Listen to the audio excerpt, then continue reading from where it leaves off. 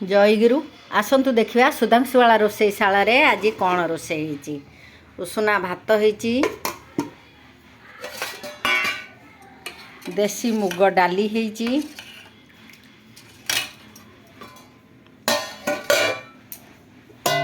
फुलकोबी आलू सीम पियाज साई भजा होती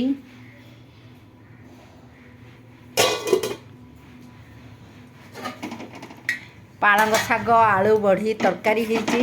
मटर शुंठी पड़ी आओ एठी पुदीना धनिया चटनी कराई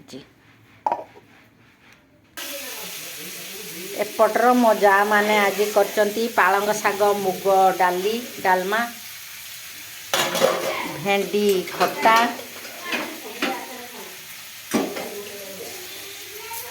कदली भंडा आलू कषा